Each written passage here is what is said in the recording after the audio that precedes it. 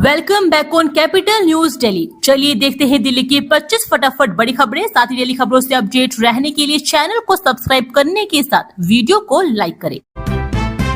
CM Rekha Gupta का दावा, शकूर बस्ती से ओखला तक पानी शिविर के बड़े प्रोजेक्ट पर हो रही काम, कई योजनाएं मंजूर।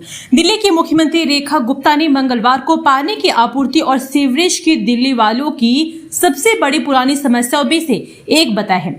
उन्होंने कहा है कि लगभग आधी दिल्ली में औपचारिक पाइपलाइन कनेक्शन नहीं थे और 50 साल पुरानी जीर्ण शीर्ण सीवर लाइनें थी। सरकार कार्यभार संभालने के बाद पिछले 18 महीनों में हुई प्रगति उल्लेखनीय है। मुख्यमंत्री ने कहा कि दिल्ली अब सही हाथों में है। प्रधानमंत्री नरेंद्र मोदी के नेतृत्व और केंद्र सरकार के सहयोग से दिल्ली सरकार विरासत में मिली समस्याओं को हल करने के लिए व्यापक योजनाओं पर लगातार काम कर रही है। साथ ही उन्होंने दावा किया कि 647 अनधिकृत कॉलोनियों में घरों के सीवर कनेक्शन का काम चल रहा है, जिसमें 5,44,680 घर शामिल है।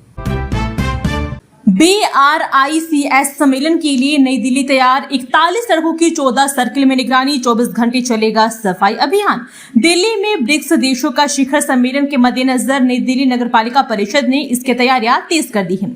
सम्मेलन के दौरान नई दिल्ली को स्वच्छ, हरित, सुरक्षित और सुव्यवस्थित स्वरूप देने के लिए 41 प्रमुख सड़कों को 14 सर्किल में बांटा गया है।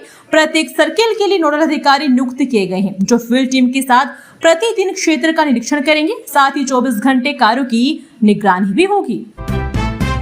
मकान बेचकर जुटाए 90 लाख, बेटे के MBBS दाखिले के नाम पर पूर्व सैन्य अधिकारी से ठगी। बेटे को डॉक्टर बनाने की चाहत में हरिद्वार के रहने वाले एक पूर्व सैन्य अधिकारी ने जालसाज के झांसे में आकर 90 लाख रुपए गंवा दिए।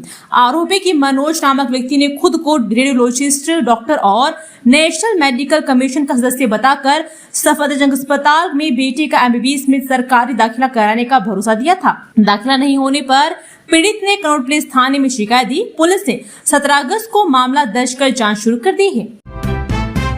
संपूर्ण सरकारी तंत्र के तहत काम करेगी दिल्ली की सभी एजेंसियां, LG संधू ने दिए निर्देश।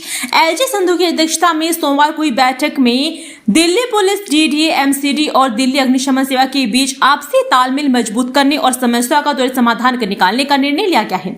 LG ने स्पष्ट किया कि अलग अलग काम करने के बजाय सभी एजेंसियों को संपूर्ण सरकारी तंत्र के दृष्टिकोण में काम करना होगा, ताकि जमीनी स्तर पर त्वरित और संयुक्त कार्रवाई सुनिश्चित की जा सके। बैठक में लिए गए प्रमुख फैसलों के तहत शहर भर में बंद या अप्रयुक्त पड़े पार्किंग स्थलों को तुरंत क्रियाशील बनाने पर सहमति होगी। साथ ही जमीन पर बढ़ते दबाव को घटाने के लिए मल्टी लेवल कार पार्किंग के विकास पर विशेष जोर दिया जाएगा। दिल्ली में वर्षा जल संचयन के 5 टेंडर निरस्त, डोसिब ने वेबसाइट से भी हटाए। दैनिक जागरण में मॉनसून का सीधा आधा समय बीत जाने के बाद वर्षा जल संचयन के लिए टेंडर जारी किए जाने को लेकर खबर प्रकाशित होने के बाद दिल्ली सरकार की बड़ी कार्रवाई सामने आई है। सरकार की नाराजगी पर दिल्ली शहरी आश्रय सुधार बोर्ड ने सोमवार को वर्षा जल संचयन में संबंधित सभी 5 टेंडर निरस्त कर दिए। इन टेंडर की जानकारी भी डोसिब ने अपनी वेबसाइट से हटा दी है। DDA का मास्टर प्लान 2047 UER-2 बनेगा। पहला बफर कंट्रोल एक्सप्रेसवे, घनी आबादी के बाद भी नहीं थमेगी रफ्तार। अर्बन एक्सटेंशन रोड 2 के दोनों तरफ 250 मीटर चौड़े हाई डेंसिटी कॉरिडोर की घोषणा के बाद शहरी योजनाकारों के सामने बड़ी चुनौती इस एक्सप्रेस की स्पीड बनाए रखने की है। आमतौर पर व्यवसायिक गतिविधियों और घनी आबादी के बसते ही एक्सप्रेसवे आम सड़कों में तब्दील हो जाते हैं, जहां जगह जगह कट और अवैध पार्किंग से गाड़ियों का दम घुटने लगता है। और इस आशंका को खत्म करने के लिए DDA ने मास्टर प्लान 2047 के तहत UER-2 को जाम मुक्त रखने के लिए त्रिस्तरीय बफर और नियंत्रित एक्सप्रेस मॉडल का खाका तैयार किया है, ताकि तेज रफ्तार और नई टाउनशिप दोनों का संतुलन बना रहे।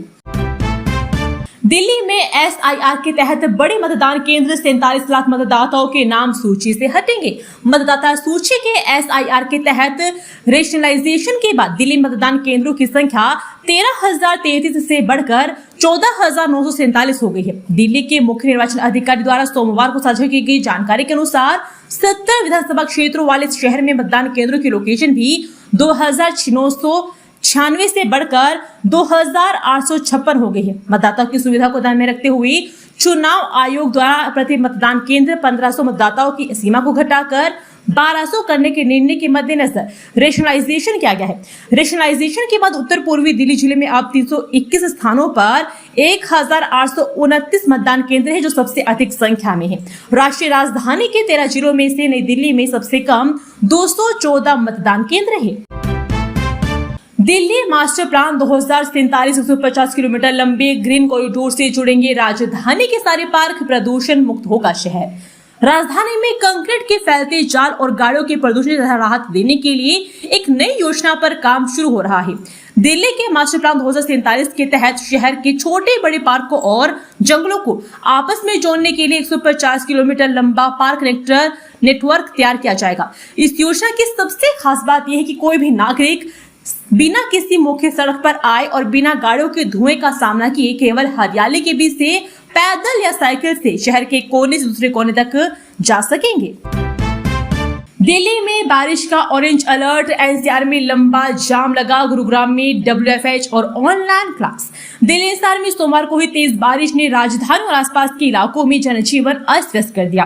कई इलाकों में सड़कों पर पानी भर गया, प्रमुख मार्गों पर ट्रैफिक रेंगता नजर आया और कई जगह वाहन पानी में फंस गई। खराब मौसम का असर हवाई यातायात पर भी पड़ा और दिल्ली आने वाली 15 उड़ानों को डाइवर्ट करना पड़ा। मौसम विभाग ने दिल्ली के लिए ऑरेंज अलर्ट जारी किया है। बारिश और जलभराव के देखते हुए गुरुग्राम जिला प्रशासन ने मंगलवार 25 अगस्त को कॉर्पोरेट ऑफिस, सरकारी और निजी स्कूलों तथा संस्थानों को कर्मचारियों और स्टाफ को वर्क फ्रॉम होम की सुविधा देने की सलाह दी है और बच्चों की ऑनलाइन क्लासेस लगेगी। लक्ष्मी योजना के लिए सांसद या विधायक की मंजूरी की जरूरत क्यों? दिल्ली हाईकोर्ट ने सरकार से मांगा जवाब। दिल्ली हाईकोर्ट ने सोमवार को दिल्ली सरकार को दिल्ली लक्ष्मी योजना का लाभ लेने के लिए स्थानीय सांसद या विधायक की मंजूरी की जरूरत के पीछे की वजह बताने को कहा है। वो इस योजना के तहत महिलाओं को हर महीने 2500 रुपए की आर्थिक मदद की जाती है। मुख्य न्यायाधीश देवेंद्र कुमार उपाध्याय व न्यायमूर्ति तेजस कारिया की पीठ ने दिल्ली सरकार से पूछा कि इस योजना का लाभ उठाने वाले हर आवेदक के लिए ये शर्त अनिवार्य करके सरकार का क्या मकसद हासिल करना चाहती है। सीजेपी चीफ अभिजीत दीपके पर बड़ा आरोप, चुप्पी के बदले घायल छात्र को ऑफर किया था केश, राहुल गांधी से मांगा न्याय। 20 जुलाई को जंतर मंतर पर हुई कांग्रेस जनता पार्टी के प्रदर्शन में घायल होने का दावा कर बागपत निवासी विकास अग्रवाल सोमवार को कांग्रेस नेता राहुल गांधी से मिलने की उम्मीद में 10 जनपद पहुंचा। उसने आरोप लगाया है कि प्रदर्शन के दौरान उसके हाथ में गंभीर चोट लगी और जिस हाथ का पहले ऑपरेशन हो चुका था उसमें 14 टांके आए थे। युवक ने इंटरनेट मीडिया पर प्रसारित वीडियो में मोबाइल में चोट और प्रदर्शन में जुड़ी तस्वीरें व वीडियो दिखाए। उसने आरोप लगाया है कि 12 अगस्त को दिल्ली के नारायण स्थित एक पार्क में सीजेपी के प्रमुख अभिजीत दीपके ने उसे बुलाया था, जहां दीपके ने इलाज के खर्च 15 से 20 हजार रुपए दे देने पर चुप रहने को कहा था, लेकिन उन्होंने उससे इनकार किया। गुरुग्राम की बारिश में बंद पड़ी फॉर्च्यूनर, होंडा सिटी जैसी कारें, पानी से भरी सड़कों पर परेशान सी चले ट्रैक्टर। मूसलाधार वर्षा के बाद गुरुग्राम की सड़कों पर जलभराव ने यातायात व्यवस्था को बुरी तरह से प्रभावित कर दिया। होंडा सिटी और टोयोटा फॉर्च्यूनर जैसी कारें जहां पानी में फंसी नजर आई, वहीं ट्रैक्टर मार्गों लोगों के लिए सहारा बन गई। इंटरनेट मीडिया पर प्रसारित वीडियो में ट्रैक्टर जलभराव वाली सड़कों से गुजरते और उनकी टोलों में लोग सवार होकर अपने गंतव्य तक पहुंचने की कोशिश करते दिखाई दिए। भारी जलभराव के बीच कई सामान्य वाहन आगे नहीं बढ़ पा रहे थे। ऐसे में लोगों ने ट्रैक्टरों का सहारा लिया। वायरल वीडियो में ट्रैक्टरों से पानी से भरी सड़कों को पार करते समय लोग नजर आए। कुछ जगह ट्रैक्टर की टोलियों में बड़ी संख्या में लोग बैठकर आवागमन करते भी दिखाई दिए। चुनाव नहीं लड़ेगी कांग्रेस जनता पार्टी, सामाजिक संस्था के रूप में होगा रजिस्ट्रेशन, सीजेपी का बड़ा फैसला। जंतर मंतर धरना प्रदर्शन से देश की राजधानी को चौंकाने वाली सीजेपी फिलहाल चुनावी राजनीति से दूर रहेगी।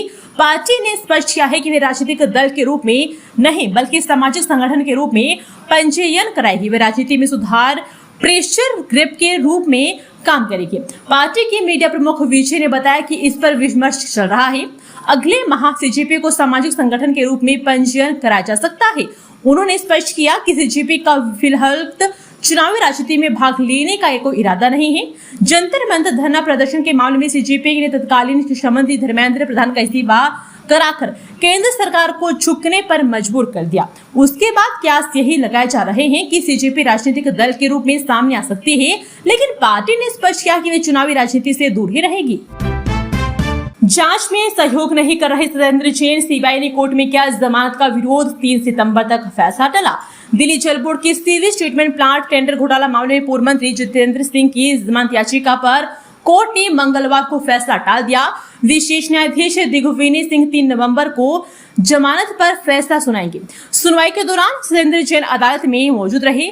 सत्येंद्र जैन की ओर से वरिष्ठ अधिवक्ता एन हरिहरन और अधिवक्ता विवेक जैन ने जमानत के पक्ष में दलीलें दी। उन्होंने कहा कि प्राथमिकी मई 2024 में दर्ज हुई थी और 27 माह बाद उनके मुवक्किल सत्येंद्र जैन को गिरफ्तार किया गया। 1 साल की तलाश का दुखद अंत, दिल्ली पुलिस ने ढूंढ निकाला। परिवार 38 वर्षीय बेटे की अस्थियां सौंपी। अपने के बिछड़ने का दर्द और फिर उनके लौटने की उम्मीद के बीच एक परिवार ने करीब 1 साल गुजार दिया। 38 वर्षीय मानसिक रूप से अस्वस्थ राजकुमार लापता हुआ तो परिवार ने उसे ढूंढने की हर कोशिश की, लेकिन कोई सुराग नहीं मिला। किस्मत ने जब राजकुमार की जिंदगी छीन ली, तब भी कहानी पूरी खत्म नहीं हुई। क्राइम ब्रांच की मानव तस्करी निरोधक दस्ते की कोशिशों ने परिवार को कम से कम इतनी राहत जरूर दी कि उनके बेटे की अस्थियां मिल सकेगी।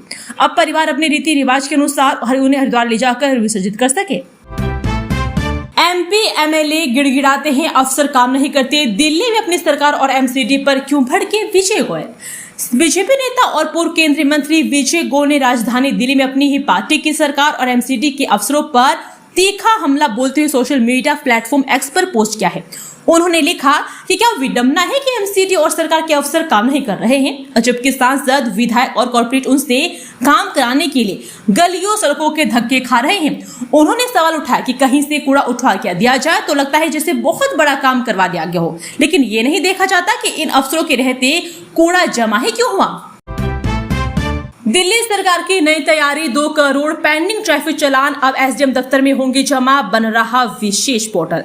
2 करोड़ लंबित चालान के निपटारे का रास्ता निकालने में सरकार जुटी है। इन्हें दिल्ली सरकार 13 जिले के सभी 39 एसडीएम को चालान जमा करने की शक्ति देने की पूर्व में प्रस्तावित योजना का प्रस्ताव तैयार कर रही है।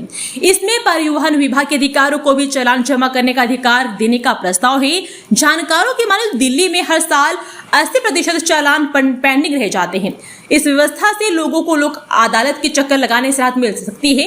नई व्यवस्था के तहत वाहन मालिक अपने नजदीकी एसडीएम या परिवहन कार्यालय में जाकर लंबित चालान का भुगतान कर सकेंगे। इसके लिए विशेष पोर्टल तैयार किया जाएगा, जिसे दिल्ली ट्रैफिक पुलिस के पोर्टल से जोड़ा जाएगा। चमकेगा चांदनी चौक का ऐतिहासिक कॉरिडोर, 6 मार्गों का होगा कायाकल्प, अब प्राइवेट कंपनी करेगी सफाई। दिल्ली सरकार खराब सफाई व्यवस्था के चलते ऐतिहासिक चांदनी चौक की बदहाल हो रही तस्वीर बदलने की तैयारी में है। सरकार लाल किला जंक्शन से फतेहपुरी मस्जिद तक करीब 1.3 किलोमीटर लंबे पुनर्विकसित मार्ग और इससे जुड़े 5 अन्य रास्तों के रखरखाव के लिए निजी सुविधा प्रबंध कंपनी नियुक्त करेगी। इसके लिए करीब 34 करोड़ रुपए की लागत से टेंडर जारी किया गया है। एजेंसी को शुरुआती तौर पर 3 साल के लिए जिम्मेदारी दी जाती है। दिल्ली एयरपोर्ट बनेगा global logistics hub, GMR FedEx ने शुरू किया 1250 करोड़ का मेगा प्रोजेक्ट। इंदिरा गांधी अंतर्राष्ट्रीय एयरपोर्ट की दुनिया का प्रमुख एविएशन और लॉजिस्टिक्स गेटवे बनाने की दिशा में एक बड़ा कदम उठाया गया है। दिल्ली एयरपोर्ट का संचालन करने वाले जीएमआर ग्रुप और वैश्विक एक्सप्रेस ट्रांसपोर्ट दिग्गज फेडेक्स के बीच एक बड़ी डील हुई है। इसके तहत दिल्ली एयरपोर्ट स्थित जीएमआर कार्गो सिटी में 150 मिलियन अमेरिकी डॉलर का नया इंटीग्रेटेड एयर कार्गो हब विकसित किया जाएगा। नागरिक उड्डयन मंत्री किंजरापू राममोहन नायडू की मौजूदगी में आयोजित भूमि पूजन के साथ इस महत्वाकांक्षी परियोजना की नींव रखी गई। रक्षाबंधन पर नमो भारत लगाएगी 47 अतिरिक्त फेरी, 27 से 28 अगस्त को हर 8 मिनट में मिलेगी ट्रेन। रक्षाबंधन के त्योहार को ध्यान में रखते हुए एनसीआरटीसी ने दिल्ली मेरठ नमो भारत कॉरिडोर पर यात्रियों की सुविधा बढ़ाई है। 27 और 28 अगस्त को नमो भारत ट्रेन की 47 अतिरिक्त ट्रेनें ट्रिप्स चलाई जाएगी। इससे त्योहार के दौरान बढ़ने वाली भीड़ को आसानी से संभाला जा सकेगा और इस अतिरिक्त ट्रिप्स के कारण दोनों दिनों में भारत ट्रेनें हर 8 मिनट में उपलब्ध रहेगी। ये ट्रेनें पूरे कॉरिडोर पर चलाई जाएगी, यानी सरायकाले खान से मोदीपुरम स्टेशन तक। इससे यात्रियों की यात्रा से ज्यादा विकल्प मिलेंगे और इंतजार कम करना पड़ेगा। रक्षाबंधन पर राखी बांधने जाने वाली बहनों को अतिरिक्त ट्रेनों से बहुत फायदा होगा। साथ ही जो लोग परिवार के साथ त्योहार मनाते या रिश्तेदार से मिलने जा रहे हैं, उनके लिए भी यात्रा आसान हो जाएगी। 28 अगस्त शुक्रवार होने के कारण कई लोगों को लंबे वीकेंड का मजा भी मिलेगा। एयर इंडिया की फोकेट दिल्ली फ्लाइट से टर्बुलेंस की रिपोर्ट में खुलेंगे राज, एक हफ्ते में आएगा बड़ा अपडेट। एयर इंडिया की फोके से दिल्ली की उड़ान में हुए टर्बुलेंस को प्रारंभिक रिपोर्ट जल्द जारी होने वाली है। सूत्रों के अनुसार यह रिपोर्ट लगभग एक सप्ताह में आने की उम्मीद है। 4 अगस्त को एयर इंडिया की फ्लाइट AI2379 फुकेट से दिल्ली जा रही थी। क्रूज के दौरान विमान की ऊंचाई अचानक करीब 300 फीट गिर गई, जिसमें 20 यात्री और 4 क्रू सदस्य घायल हो गए। एयर इंडिया ने शुरू में इसे टर्बुलेंस बताया था, हालांकि फ्रांसीसी विमान निर्माता की रिपोर्ट के अनुसार ऊंचाई में गिरावट हाइड्रोलिक सिस्टम में दबाव की समस्या के कारण हुई है। इससे करीब 4 सेकंड तक एलिवेटर और एलिरोन नियंत्रण सतहों पर अस्थायी नुकसान हुआ है। दिल्ली पुलिस ने जंतर मंतर हिंसा से लिया सबक, विरोध प्रदर्शन से पहले खुफिया विभाग को 10 जानकारी जुटाने का आदेश। राजधानी दिल्ली में किसी भी विरोध प्रदर्शन या आंदोलन से पहले सुरक्षा व्यवस्था को अभेद्य बनाने के लिए दिल्ली पुलिस ने नई रणनीति तैयार की है। सूत्रों के अनुसार दिल्ली पुलिस आयुक्त अनुराग कुमार ने खुफिया विभाग को निर्देश जारी कर प्रदर्शनों से पहले कम से कम 10 महत्वपूर्ण जानकारियों को अनिवार्य रूप से इकट्ठा करने और उनका गहन विश्लेषण करने को कहा है। दिल्ली में 20 जुलाई को जंतर मंतर पर सीजेपी के प्रदर्शन के दौरान हुई हिंसा से सबक लेते हुए दिल्ली पुलिस ने अपनी खुफिया जानकारी जुटाने की व्यवस्था को मजबूत करने के लिए ये अहम फैसला लिया है। उस समय हिंसा में अधिकारी समेत कई पुलिसकर्मी घायल हो गए। फिजिक्स वाला के अलख पांडे को HC से मिली राहत, अश्लील कंटेंट हटाने का ऑनलाइन प्लेटफॉर्म का आदेश। व्यक्तिगत अधिकारों पर सुरक्षा की मांग वाली फिजिक्स वाला के फाउंडर अलख पांडे की याचिका पर दिल्ली हाईकोर्ट ने टिप्पणी की कि अभिव्यक्ति की आजादी और व्यंग्य को दबाने के लिए व्यक्तिगत अधिकारों का इस्तेमाल नहीं किया जा सकता। कैरिकेचर, व्यंग्य या पैरोडी को रोकने के लिए व्यक्तिगत अधिकारों पर सुरक्षा की मांग वाली याचिका पर अदालत ने चेतावनी भी दी। फिजिक्स वाला के फाउंडर अलख पांडे ने उनके नाम, तस्वीर और दूसरी पहचान वाली चीजों के गलत इस्तेमाल के खिलाफ याचिका दायर की थी। उन्होंने आरोप लगाया था कि कई इंटरनेट प्लेटफॉर्म और उपयोगकर्ता social media post, sticker pack जैसे तरीकों से उनके नाम, तस्वीर वगैरह से रुपए कमा रहे थे। यह भी कहा कि इन पोस्टर में से कुछ सामग्री अश्लील और पोर्नोग्राफी से जुड़ी है। राहुल गांधी के मनुस्मृति पर दिए बयान पर विवाद, स्वामी अवधूतेश्वरानंद सरस्वती ने दी चेतावनी।